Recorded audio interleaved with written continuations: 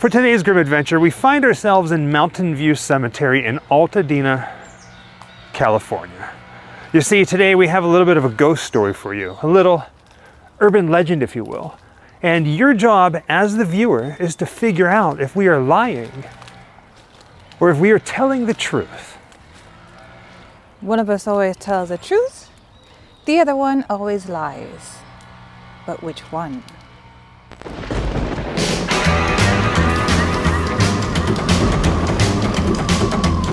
Wherever I come, bad luck just comes my way. Wherever I go, hard luck is there to stay. Good luck never stays a day. Bad luck's always coming my way. Now, if you find yourself saying, wait a second, Grimm, was that a Labyrinth reference? You'd be correct. We're big fans of Jim Henson here, Labyrinth and the Dark Crystal.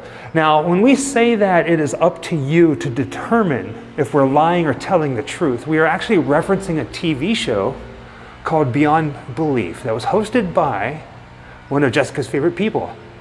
Jonathan Frakes. We know him. I knew him first from Star Trek: The Next Generation. What makes something true and what makes it false? It's often difficult to tell. Each week, we explore the ambiguity of truth.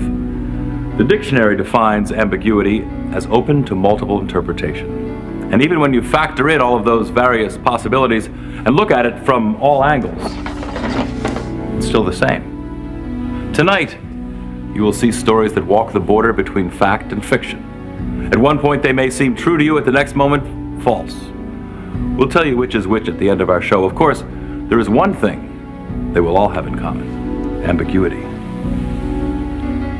Now here's the thing. I realize that some of you may or may not have seen the TV show Beyond Belief, so let's talk a little bit about what it's about. Basically, each episode is a series of stories where some of the stories are ghastly, some of the stories are ghostly, some of the stories are quite literally beyond belief. But here's the rub, here's the catch. Not all of them are true. And at the end of the episode, it is up to you to decide if the host of the show is lying or telling the truth. See what we did there? Kind of the same thing. You may believe in ghosts, goblins, mysteries, and curses. But if you know us, our curse is that we always encounter leaf blowers. But on with the tale. Now, the tale that we're telling tonight is kind of a mix of ghost story meets urban legend. And it's from the second season of Beyond Belief, episode 7, and the segment is called Grave Sitting. Now, in this story, a group of friends are driving past a cemetery at night, and they dare one of their friends to spend the night in the cemetery, well, actually 2 hours, sitting at the grave of a serial killer. And then at the end of 2 hours, she's supposed to take a knife and stab it into the ground and leave it there so the next morning they know that she actually did it. And she wins $100. And she wins $100. Hey, you guys know who's buried in that cemetery, don't you? Yeah, dead people, lots of them. Well, one of those dead people just happens to be Wilbur Lister. Who's he? He was a serial killer. Murdered 22 teenage girls and buried them under his house. He was caught, executed, and buried in that cemetery right there. I'll give you $100 if you go sit out there on Lister's grave for 2 hours. Huh? How about it, Melissa? You got the guts or you chicken? Here's what you gotta do. After the 2 hours are up, you take the knife and you stab it into Lister's grave. That's how we'll know you were there. When it comes to the story, the very first thing you see in the episode is the group of friends driving down the street. It is nighttime. And then they pull into the cemetery itself. Well, at least up to the cemetery gates. And because it's after hours, the gates are closed.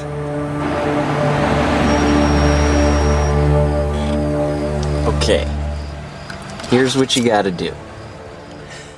In the TV show, the cemetery that all this takes place in is actually known as West Haven Cemetery, but in real life it's the Mountain View Cemetery, established in 1882. And immediately, watching this episode, I recognized this gate in particular because we were out here not too long ago doing a video on dead man's bones. And sure as heckins, we come out here and it's it, Mountain View Cemetery.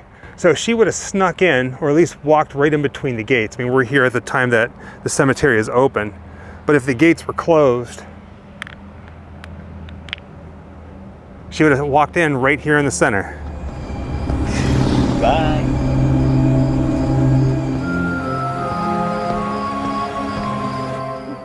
Even though the gates are open, you could tell that the gates are still the same from whenever they made the TV show, because these little designs in the wrought iron are still here. Bye.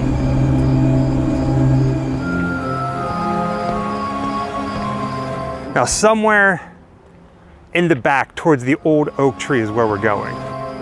Okay, Wilbur. They say your grave is towards the big oak tree. Should be easy to find since those kids carved that skull on your headstone. Where they filmed the actual cemetery scenes for the episode is about the center of the cemetery here. In fact, they say that it's over by the big oak tree, and they did film near a big oak tree.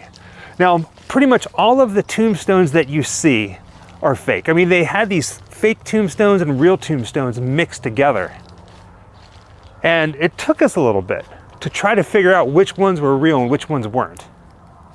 Once we realized that pretty much all of the tombstones in the cemetery shot were fake, it became quite daunting to try to figure out which stones were real, that we could like line up everything. And upon closer inspection of one of the scenes where she's actually walking back through the cemetery to Wilbur Lister's grave, you see this. And it says Knox, and you can read it in the episode. But there's one more thing here, a big thing, that actually lets us know that we're in the right spot. And that big thing is actually right behind the Knox tombstone. It's massive. It's a giant boulder. It's a boulder tombstone that says Meldrum on it. It's hidden by shadows in the episode, but you can see her walk right past us, well, right up towards it in the background. Okay, Wilbur. They say your grave is towards the big oak tree. Should be easy to find since those kids carved that skull on your headstone. I'm not afraid of your curse, Wilbur. I'm gonna leave here tonight $100 richer. Now this next scene happens very quickly, but if you look closely, you can see this tree, that urn, and this tombstone right here. And she's walking past them. She's on the phone with her friends in the car. And she says, what, baby girl? Tell Dustin that I'm still alive and they're still dead. As she makes her way over to Wilbur Lister's grave. $100 richer. Tell Dustin that I'm still alive and they're still dead. And now we get to the meat of the story. Wilbur Lister's grave. Now this is probably a good time to point out once again that the grave of serial killer Wilbur Lister is actually a fake grave. It is not here in the cemetery, so you can't come here and find it. But we were able to figure out where exactly they placed it. Now, baby girl, I really hope that this translates to the viewer, because not only are we telling a story, a ghost story, but we're also mixing it with a filming location. It's like a little experimental for us. Now, whenever the girl walks and she kneels down next to Wilbur Lister's grave, again, it's fake, you can actually see some things behind her, and one of them is this tombstone right here. You can see this marking. There's one right there, and then there's one on the other side as well. Let me go ahead and back up. So you can see this stone, and then right behind it, you can see this white tombstone right over there. Oh, that's cute. Serial killer they put to death on Valentine's Day. Now let's see here. Using the two tombstones that we just pointed out, that one right there and then the white one that's almost directly behind it, we can use that as a point of reference to figure out where exactly production set up Wilbur Lister's fake tombstone. And it'd pretty much be right where Jessica is sitting right now. And behind her, in production, in the TV show, you can see there's a Celtic cross and a couple other things. All of that was fake.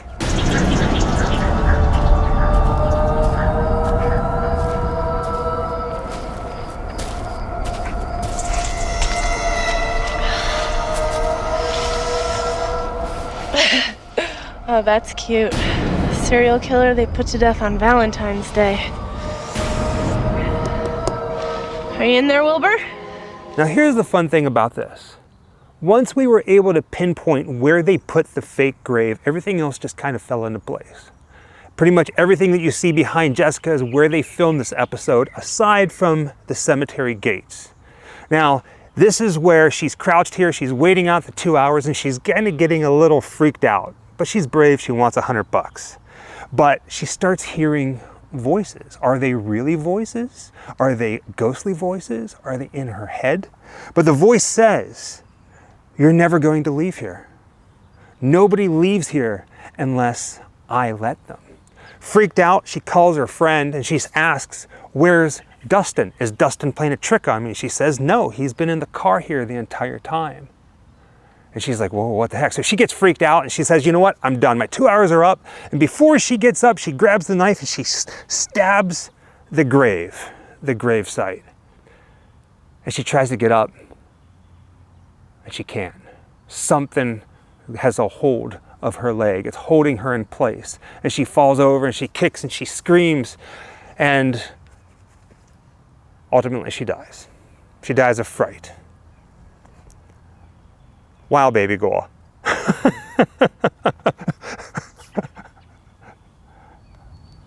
Baby girl, how on earth have you not received an award for your acting yet? Like at this point, you should. They should have an award ceremony for you called the Baby Girl Horror Awards. Now here's the rub with this story. When she stabbed Lister's grave, she actually pinned herself by stabbing her coat to the grave, and she scared herself. She died of fright because she thought in her hysterical mind that a ghostly spirit was keeping her there. Are we lying or are we telling the truth? Well, Wilbur, looks like our date's almost over. Another 15 minutes and I'll be $100 richer. You're never going to leave here. Real cute, Dustin. Nobody leaves here unless I let them. You're not going anywhere. I told you I wouldn't let you leave. I want the answer! No more calls, Alyssa. No more anything.